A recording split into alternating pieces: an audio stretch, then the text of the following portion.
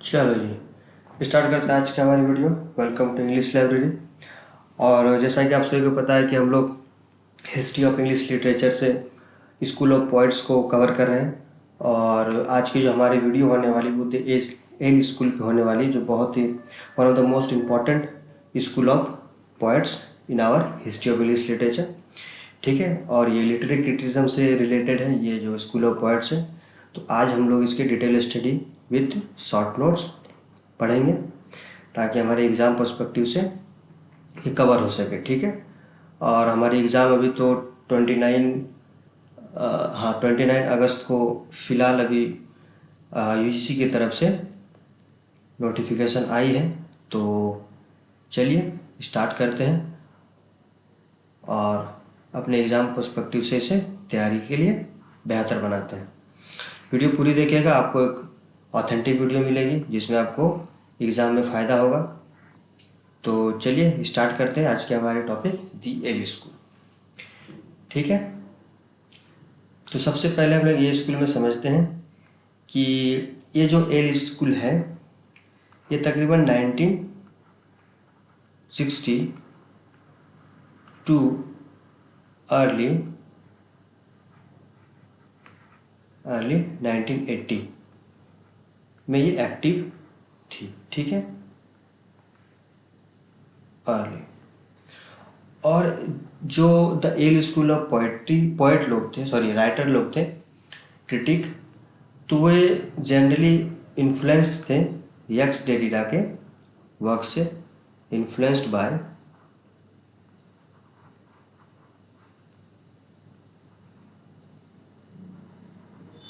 Influenced by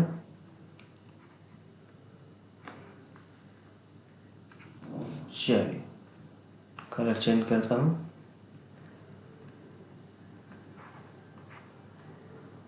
x Derrida, x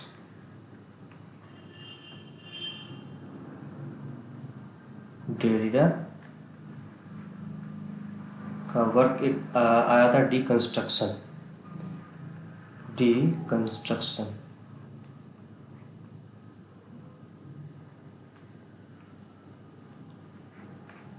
deconstruction x Derrida तो एक French writer थे। ठीक है, जो हम लोग डिकंस्ट्रक्शन पढ़ेंगे लिटरेरी क्रिटिसिज्म और लिटरेरी थ्योरी में, तो मैं इसे डिटेल में बताऊंगा। फिलहाल हम लोग ये एल स्कूल के माध्यम से समझते हैं कि यहाँ के क्रिटिक्स थे वे यक्स डेरिडा के डिकंस्ट्रक्शन थ्योरी से इन्फ्लुएंस्ड। और डिकंस्ट्रक्शन थ्योरी क्या कहता है? डिकंस्ट्रक्शन थ्योरी कहता है कि हम एक वर्क की एक मीनिंग को समझने के लिए उसे हम पार्ट बाय पार्ट तोड़ते हैं, यानी कि डिकंस्ट्रक्ट करते हैं। ये नाम खुद बता रहा है क्या है कि डिकंस्ट्रक्ट एक कंस्ट्रक्शन को, एक मीनिंग को हम लोग तोड़ते हैं उसे, तब जाके वो मीनिंग हम लोग कन्वे करते हैं। ठीक है, फॉर एग्जांपल एक बिल्डिंग है, एक बड़ी सी बिल्डिंग है, वो एक स्ट्रक्चर है, फुल्ली स्ट्रक्चर है। अब उसके चीज़ों को, ऑब्जेक्टिविटी को देखना है, समझना है, तो हम लोग उसे डिकंस्ट्रक्ट करेंगे। ठीक है, उसे पार्ट बाय पार्ट फिर से उसे तोड़ेंगे, फिर से उसे मरोड़ेंगे, तब जाके एक मीनिंग को कन्वे करेंगे। तो इस फिलॉसफीज में इन राइटरों का इन्फ्लुएंस था। ठीक है, और ये अपोज्ड थे, ये भी लिखते हैं कहीं ना कहीं, ये अपोज्ड थे उन फिलॉसफी से, अपोज्ड टू फिनोमोलॉजिकल डायमेंशन। ठीक है, एक मिनट,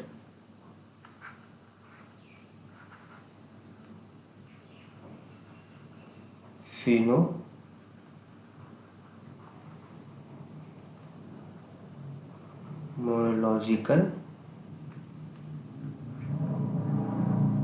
डायमेंशन। ठीक है, कोई अपोज करते, ये फिनोमेनोलॉजिकल क्या था? ये जो थ्योरी थी ये कॉइंड किया जाता एडमंड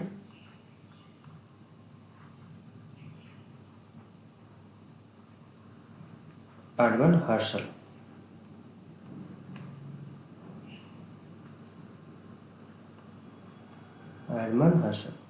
ठीक है। इस थ्योरी में इन्होंने कहा था कि किसी वर्क को समझने के लिए, फिलोसफिकल स्टडी को समझने के लिए, उसके philosophical study of objectivity and reality जो होती है, ऑब्जेक्टिविटी और जो रियलिटी होती है उसकी, वो एज ए लिव्ड एक्सपीरियंस होता है। ठीक है, मतलब हम लोग जो जी रहे हैं, हम लोग जो अभी फील कर रहे हैं, जो हम लोग डेली लाइफ में फील करते हुए जो जी रहे हैं, यानी लाइफ स्पेंड कर रहे हैं, उसके ऑब्जेक्टिविटी और रियलिटी को स्टडी करना, ठीक है, उसे फिनोमेनोलॉजिकल कहते हैं। ठीक है, इन्होंने ये किसने दिया था? ये एडमंड हसल ने दिया था। ठीक है, आई होप इतना तक आप सभी को क्लियर हो। तो ये था द एल स्कूल, ये इन्फ्लुएंस द डिकंस्ट्रक्शन थ्योरी से मीनिंग को डिकंस्ट्रक्ट करके समझना। ठीक है, और ये 1960 टू 1918 को ये एक्टिव थी उस पीरियड में। चलिए, अब हम लोग देखते हैं कि इसमें राइटर कौन कौन से इम्पोर्टेंट थे। तो सबसे पहले इनमें तकरीबन 6-7 राइटर जो एक्टिवली थे, उनमें से जो एग्ज़ाम प्रोस्पेक्टिव से हमारा जो राइटर्स है वो तकरीबन 3 से 4 राइटर है जो हमें पढ़ना है, और इनसे बहुत बारी क्वेश्चन पूछा जा चुका है। ठीक है, तो सबसे पहले हमारे राइटर है J.H. मिलर। ठीक है, ये एल स्कूल बहुत इम्पोर्टेंट है, J.H. मिलर। ठीक है, इनकी वर्क देखते हैं। इनकी एक वर्क आई थी, क्रिटिक एज अ होस्ट। ठीक है, एक मिनट, चलो, क्रिटिक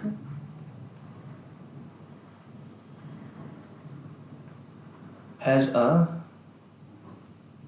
होस्ट। ठीक है, क्रिटिक एज अ होस्ट। और ये जो इनका वर्क था, ये जो इनका क्रिटिक था, ये it's had been said that एक वर्क आई थी, दी डिकंस्ट्रक्टिव एंगल। ठीक है, हाँ, शायद ये थी डिकंस्ट्रक्टिव, यही होगा, क्रिटिक एज अ होस्ट। ये एक रिप्लाई था, ये एक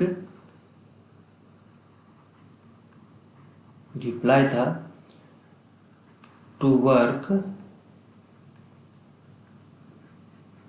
ऑफ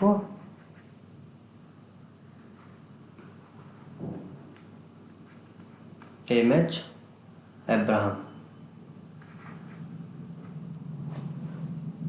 एक मिनट, चलिए,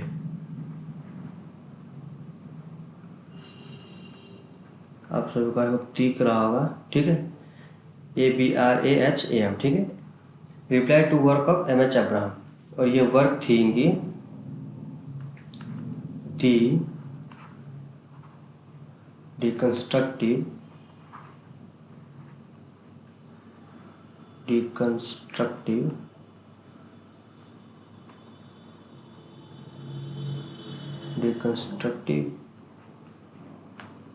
एंगल। तो इनका ये वर्क था जो J.H. मिलर ने ये रिप्लाई किया था, क्रिटिक एज अ होस्ट। और ये J.H. मिलर पैरासाइट की भी बात करते हैं, अबाउट पैरासाइट।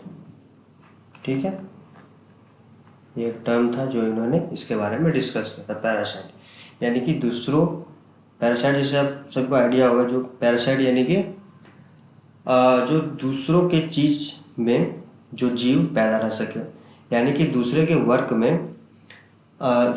में कोई मीनिंग सर्वाइव कर जाए। ठीक है, दूसरे के वर्क में कोई मीनिंग सर्वाइव कर जाए। फॉर एग्जांपल, किन्हीं का वर्क है, जैसे मुंशी प्रेमचंद जी का वर्क है, उनका मैंने एक वर्क लिया और अपने मीनिंग को उस पर रिलेट किया, तो कहीं ना कहीं वो मीनिंग भी मेरे मीनिंग से मैच करके वो लोगों तक पहुंचेगी और एक सिमिलैरिटी को एक्टिव करेगी, उसे हम पैरासाइट कहते हैं। ठीक है, चलिए, अब हम चलते हैं नेक्स्ट राइटर में। तो हमारे नेक्स्ट राइटर जो एल स्कूल में इम्पोर्टेंट है वो है पॉल डीमैन। Paul man. ठीक है, अब चलते हैं इनके वर्क में। तो इनका एक वर्क था aesthetic beauty. Aesthetic beauty, sorry aesthetic ideology होना चाहिए। हाँ, एस्थेटिक आइडियोलॉजी, एस्थेटिक आइडियोलॉजी। ठीक है, ये आई थी 1988 में। ओके, कुछ और इनका इम्पोर्टेंट वर्क है, blindness and insight.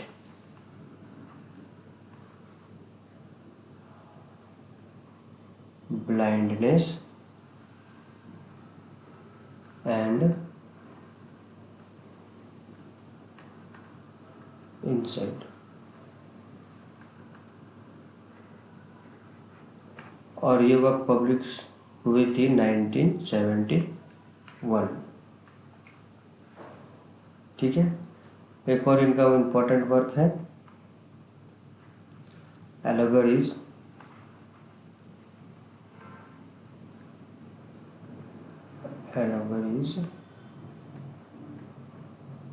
Of reading.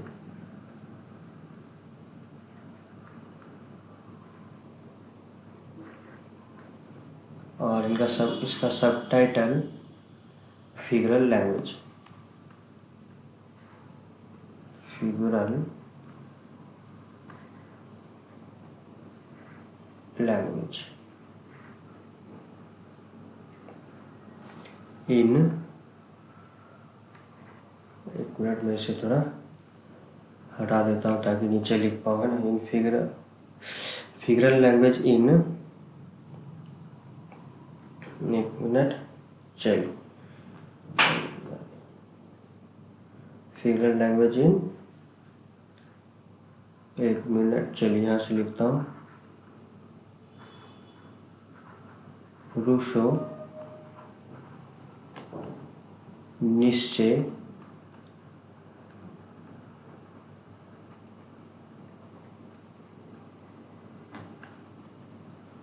Raika and प्रोस्ट,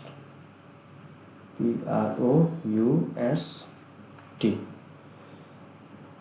ये वर्क पब्लिश हुई थी 1979। ठीक है, आई होप यहाँ तक आप सभी को क्लियर होगा पॉल डीमैन के इन सभी वर्क। ये बहुत इंपॉर्टेंट वर्क है, मैंने PYQ से इसे लिया हूँ। ठीक है, तो चलिए और इनके वर्क देखते हैं, कौन कौन से वर्क इनके इम्पोर्टेंट थे। ठीक है, तो इनका एक द रेटोरिक ऑफ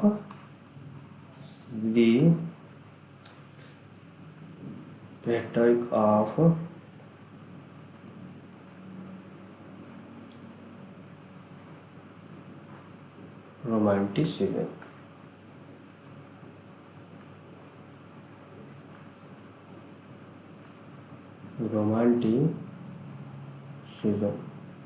ये वर्क इनकी पब्लिश्ड हुई थी 1944। ठीक है, इनकी और वर्क थी द रजिस्ट्रेशन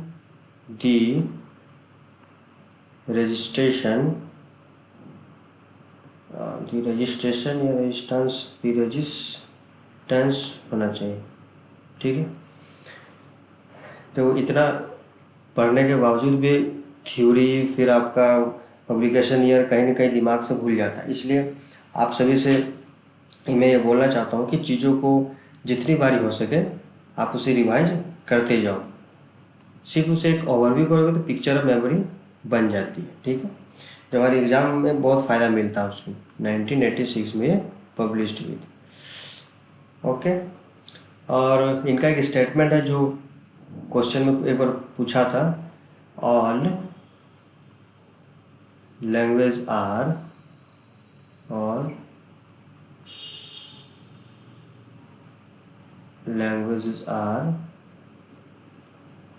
rhetorical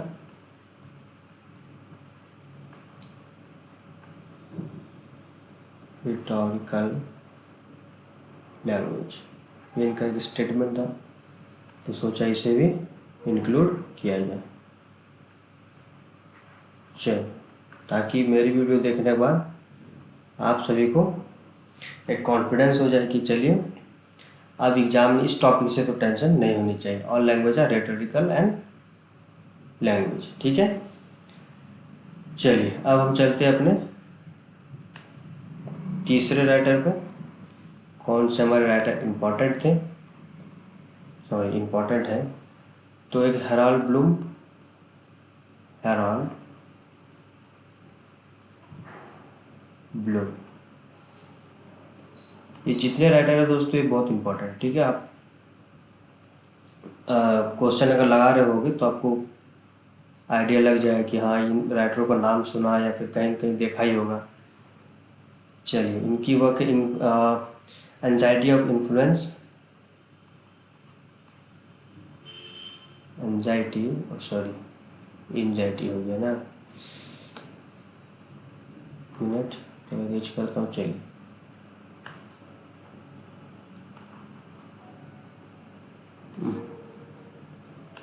एक मिनट यार, pen, okay. Anxiety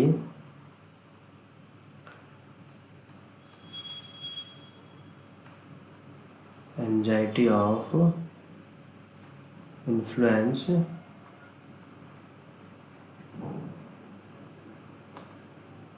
influence of नहीं सॉरी इन्फ्लुएंस ए थ्योरी,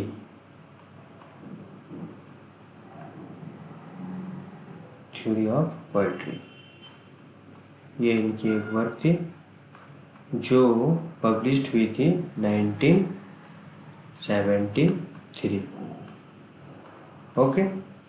इनका और दो वर्क इम्पोर्टेंट था, the map of the map of misreading, misreading.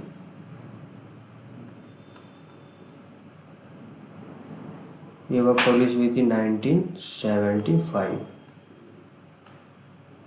Okay. और इनका एक वर्क है the height to Lucifer, the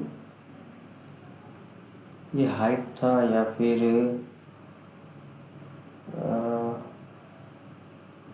height थी,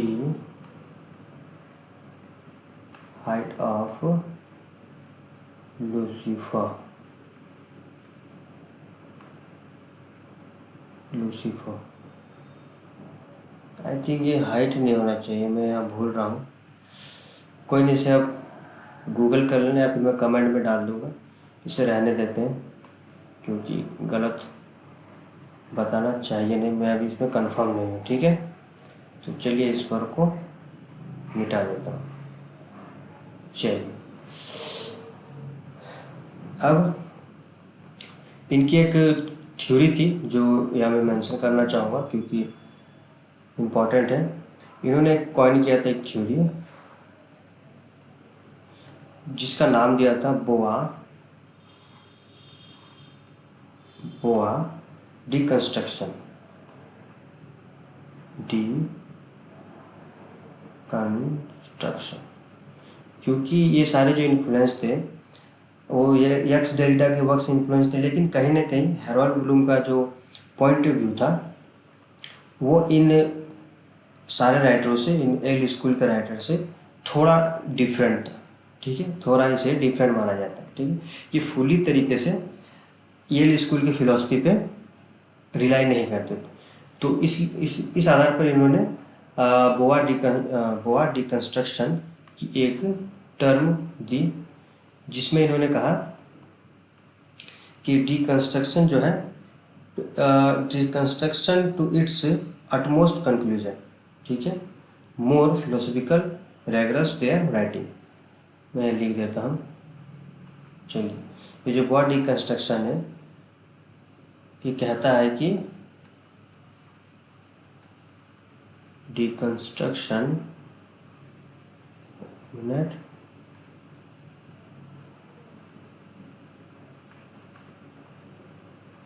deconstruction to its utmost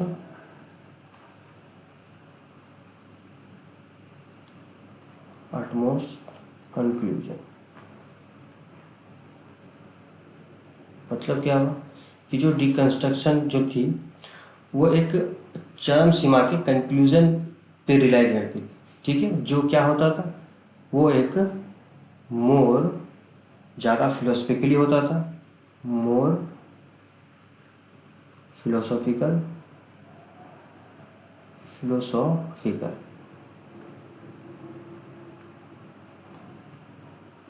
more philosophically rigorous, यानी कि रिजिड, कठोर,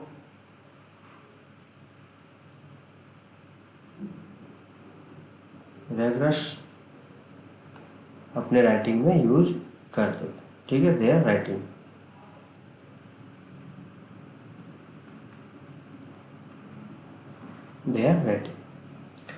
चलिए ठीक है, तो चलते हैं अब हम लोग नेक्स्ट पेज पर, देखते हैं हमारे नेक्स्ट राइटर जो दी एल स्कूल से रिलेटेड करते हैं और इम्पोर्टेंट भी है।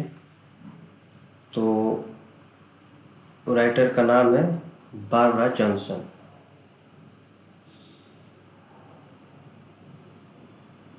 बारबरा जॉनसन,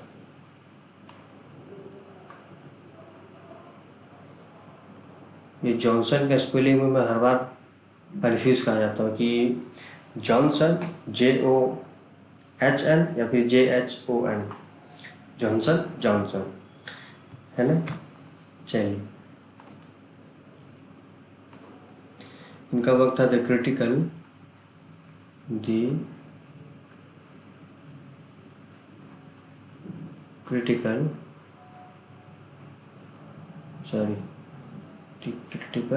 एक मिनट,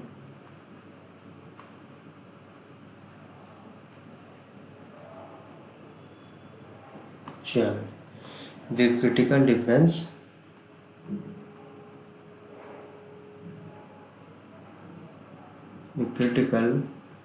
डिफरेंस, ठीक है। इनका एक वर्क था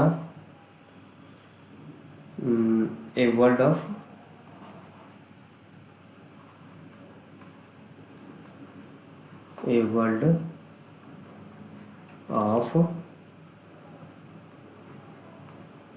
डिफरेंस।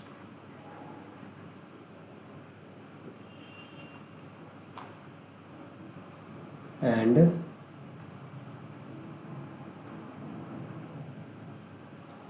द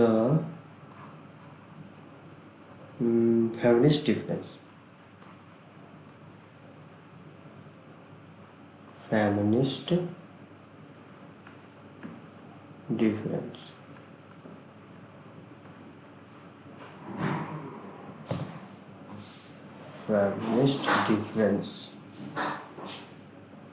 ठीक है। तो चलिए अब देखते हैं आगे इसमें क्या है वर्क। तो नेक्स्ट जो हमारा इसमें वर्क है,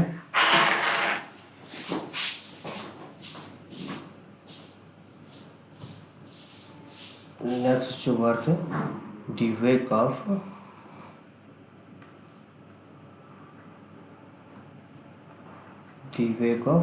डिकंस्ट्रक्शन,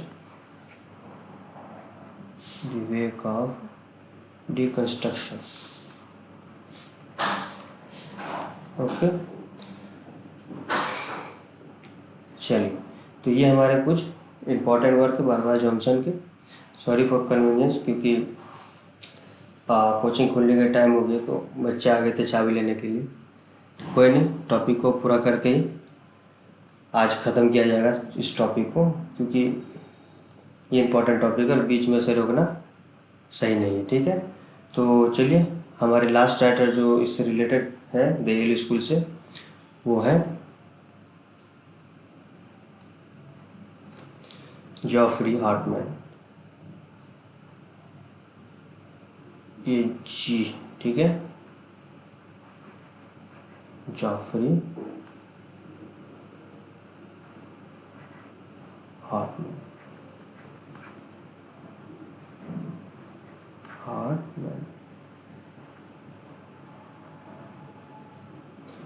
चलिए अब देखते हैं इनके इम्पोर्टेंट, इनके मैच द कॉलम में अक्सर ज़्यादा मैं देखता हूँ कि क्वेश्चन पूछे जाते हैं। तो इनका एक वर्क था वर्ड्सवर्थ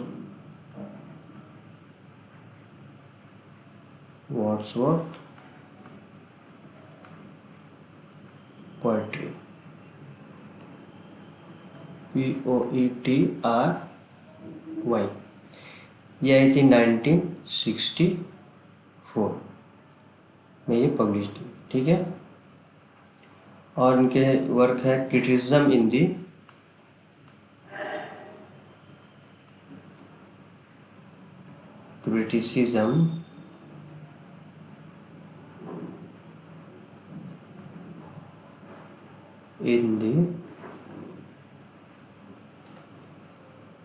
wilderness।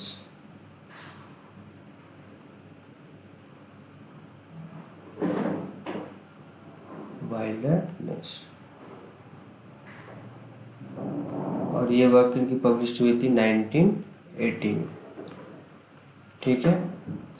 और इनके वर्क हैं the longest shadow.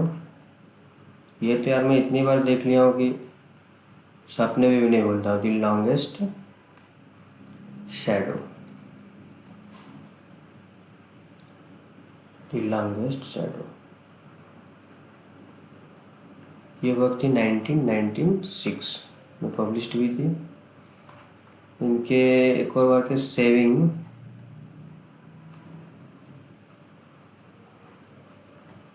The text,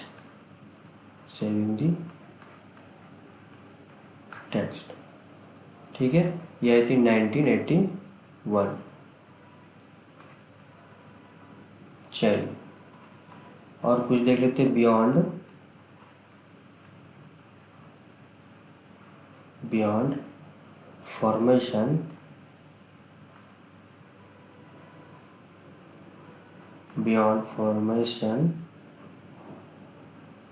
ये आई थी 1970 में पब्लिश हुई थी। इनका list but not last, the fate of